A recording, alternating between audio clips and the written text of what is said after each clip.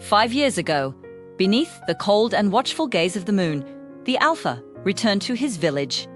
In his arms, he held a child.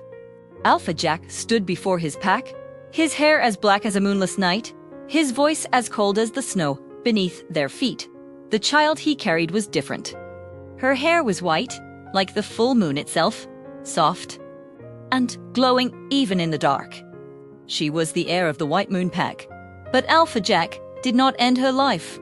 Instead, he chose a fate far crueler. He declared that the child would live among them as a slave. She would suffer, and no one was to show her mercy. He then handed her to an old woman, ordering that she be fed just enough to survive.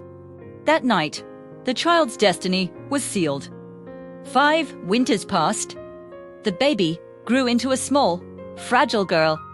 Her hair remained white as moonlight, a stark, cruel contrast against the dirt and rags she wore. No one remembered her real name, but the silver locket that hung around her neck did. Engraved inside it was a single word, Luna, and so that was what they called her. Luna's days began before the sun rose and ended long after the cold had settled deep into her bones.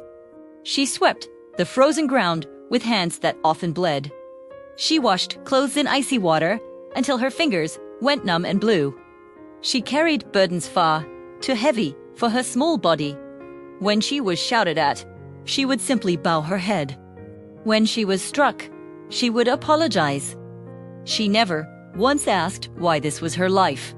In her innocent mind, she believed this was simply how the world worked for everyone.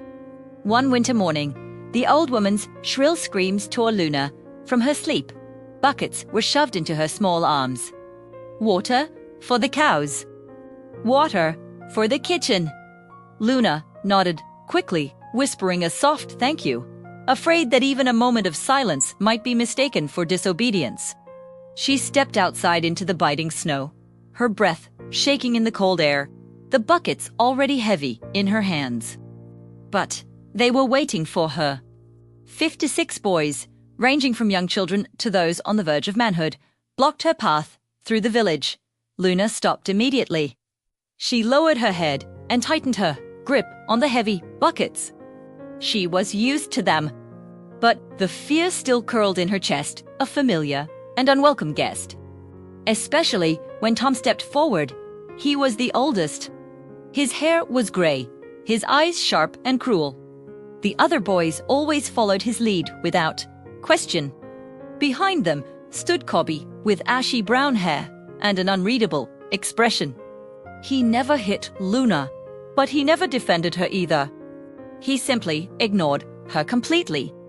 And in her world, Luna believed that was a form of kindness. Tom moved without any warning. His foot caught Luna's ankle, and she fell hard into the snow. The buckets overturned instantly. The water spilled and vanished into the dirt. Someone kicked over the large drum meant for the animals. Mud and icy slush were thrown at her, staining her white hair. Laughter filled the air, sharp and mocking. Luna scrambled to her knees, whispering apologies that no one listened to. She reached for the fallen buckets with hands that trembled uncontrollably. She did not cry. Crying only ever made things worse. When the boys finally grew bored of their game, they walked away, leaving her in the slush, all except one. Cobby lingered.